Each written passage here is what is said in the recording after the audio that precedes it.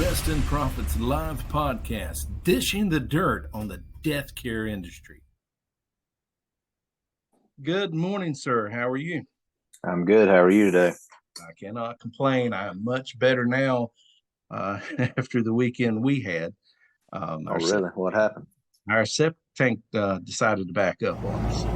Oh, no. Yeah, well, not right. Did you have to call somebody to come out there? What'd you do? Well, fortunately, no. Thanks to the good folks at Septic, I was able to take a pellet, flush it down the toilet, and it resolved my issue. Saved Really? me, yeah, saved me a lot of money too. I didn't have to call somebody out here to come and get it pumped. I was so impressed with it. As a matter of fact, I think you would be okay with it. I gave the good folks at Septic Fix a call, and they have agreed to sponsor this podcast for us. And if anyone's interested in Septic Fix and what it can do for your septic tank, all you have to do is click the link in the description on our YouTube channel once we post this.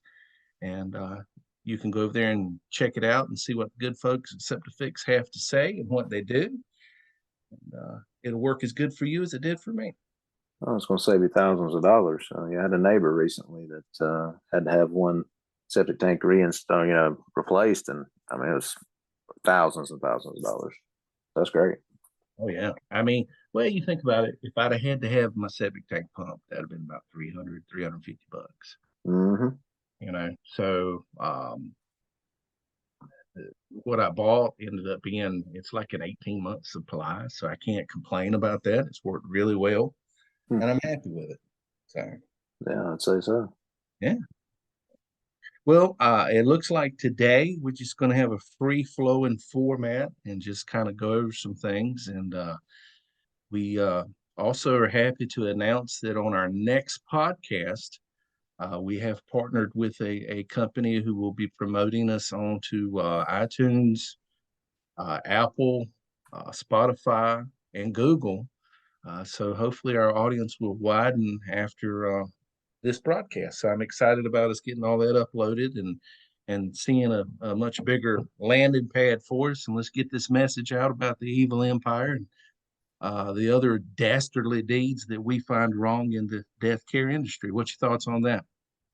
Well, I think the word's getting out. I mean, we're seeing an increase definitely since we started, and I think once we get that word out, get on all these other channels, sources to get us out there, I think it's definitely going to spread as far as what we're trying to do, and I think it's going to really help the communities.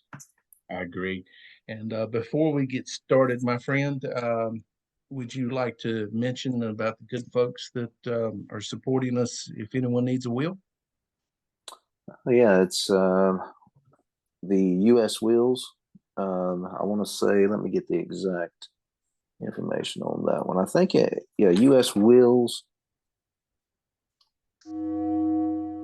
Got U.S. Legal Wheels. There it is. My fault. U.S. I wasn't prepared today. USLegalWheels.com. Definitely. It's amazing how many people, they don't have a will, and, things happen, and, it's just chaos. I mean, working in the death care industry, you've seen it just like I have, where, you've got someone passes, say dad passes, mom's already passed, and, you've got 10 kids coming in to, plan the service, and everyone has a different opinion, which creates chaos during a tough time anyway, of course, as they're grieving the loss of loved one. So absolutely, it's definitely something you need to have. You can check it out, uslegalwheels.com. You click on the link in the description there, and definitely will save a lot of people a lot of headache should you pass away. So Exactly. definitely need one wheel. And the good folks there at U.S. Legal Wheels have made an agreement exclusively with us at Rest in Profits. And when you click the link that'll be in the description, again, on our YouTube channel after this is posted, you will receive a special discount just for being a valued listener. And we look forward to doing business with them for a long, long time.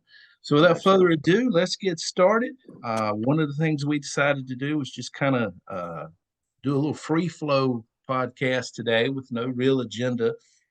And so just writing some things down, I one of the things that has always intrigued me, and obviously, it's the paranormal side of it, which we may get into that and we may not, but one of the things that's always intrigued me about cemeteries and funeral homes, there is always a really weird story or several weird stories.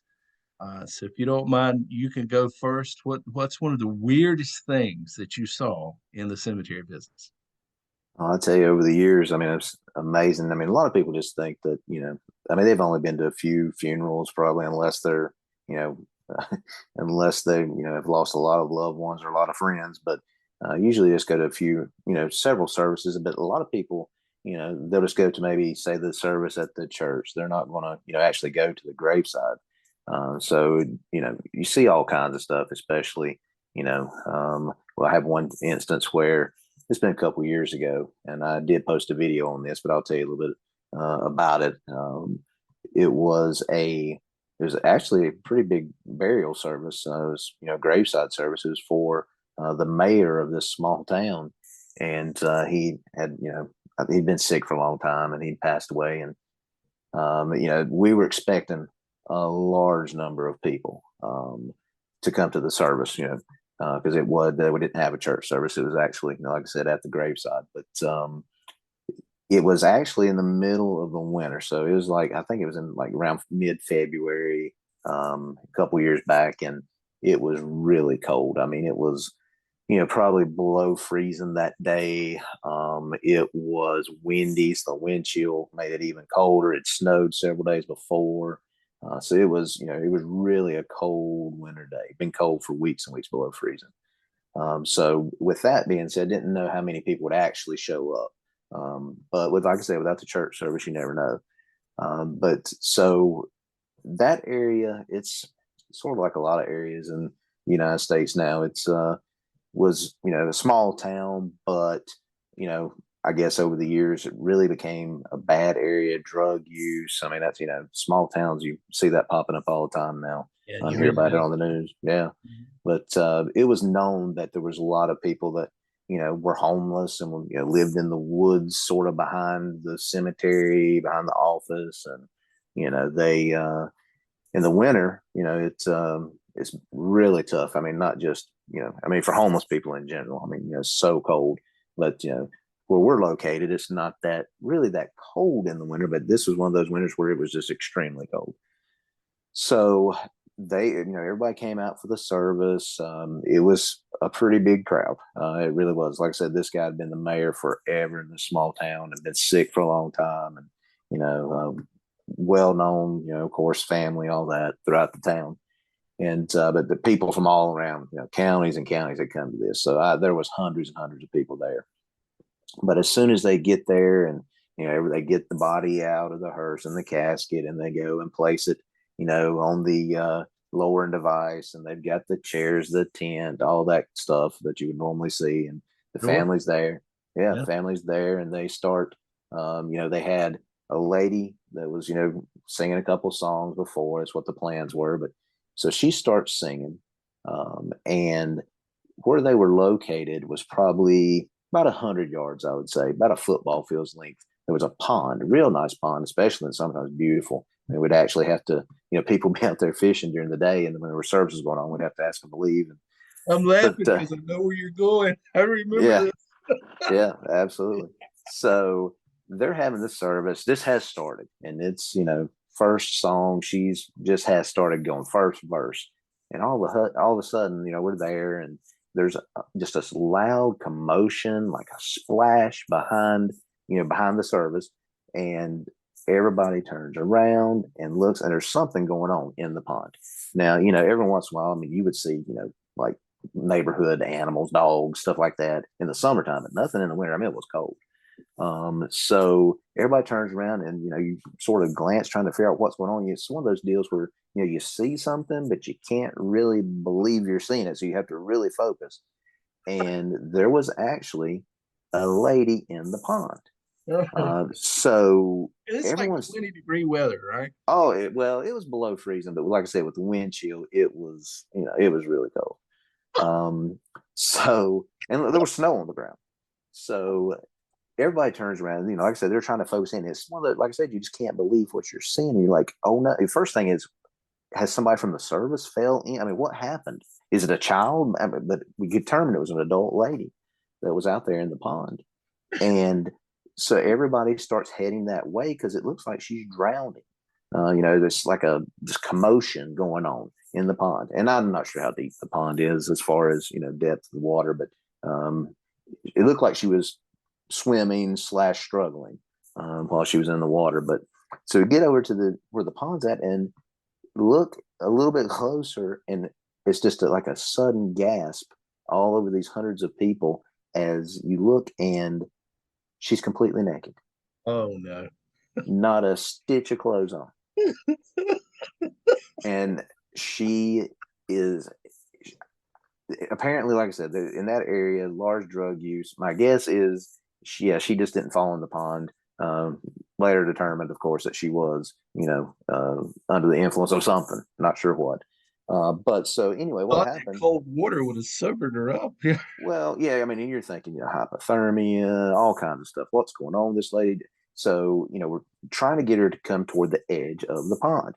And so I dialed 911. And small town, it didn't take long, deputies and officers to get there. It didn't take very long at all. So we were trying to get her to come to the edge. And of course, nobody's jumping in because we realized she wasn't drowning. She was just in there. So deputies are trying to get her close to the site, will not come out. So there was some brush, like bushes and things around the edge of the pond, and weeds and stuff. Even though it was winter, you could, still there. And so once she saw the police, I guess she realized that, I guess she thought she was getting in trouble versus getting help. And I guess she, knew she was under the influence of something and didn't want to get in trouble. So she proceeds to go into these little bushes and things along the edge of the pond where she's still in the water, but she's not out. So you can't see her. So they end up having the police get a little rescue boat. Wasn't a I mean, it was polar bear challenge either. right. Yeah. I mean, it was just this little small boat, small boat they put in the water, and it's getting. This was an afternoon service. It started probably about 2 in the afternoon. It gets dark earlier in the winter. I Yeah. mean, about 5 o'clock. So it's getting on into time. So they're trying to, she won't come out. They're hollering for her. She won't come out. So they get in the boat. And they start going around. At this point, there's some flashlights out, and it's not dark, but it's still it's getting dark quick. So never could find her. I mean, like I said, there's a big pond, big area. So of course the concern was maybe she's drowned, something like that. No noise anymore. That was the concern. So they were literally getting ready. They had called in some like local, I don't know who, if they were through the police department or what, but divers that were going to actually, dive down to see what was going, if they could find her, because they couldn't find her anywhere else. So, but they thought last time she was seen was in the brush or the bushes around the pond. So one of the officers, I don't know if she'd done this in the past or not. I was a lady officer. I don't know if she'd done this in the past or not, but she says, she's hollering for it. And all of a sudden, I guess in her mind, she thought, what I'm going to do is I'm going to play Marco Polo here. I'm going to, try Marco Polo with this lady and see what happens. It's out of the blue. So, she was hollering for her. I can't remember the lady's name, but she was hollering for her. But then all of a sudden she started saying, Marco, Marco. And she did that for probably about 30 seconds. I don't know how many times she said, about 30 seconds. So Marco, Marco. And they were sort of near the edge. And all of a sudden, after this lady hadn't been seen for a while, the officer said, Marco, one last time. And the lady jumps up, naked as can be, jumps out and said, Polo, I'm right here. And you talk about just going, I mean, everyone laughing. I mean, a lot of people went home. I mean, they didn't know what to do because they've been there for hours at that point. But yeah, there she was. So they were able to actually get her over far enough to where they could get in, probably waist deep to get her out. And of course, they put a blanket on her, and it was, later, we had to file reports and all that stuff with the local police department.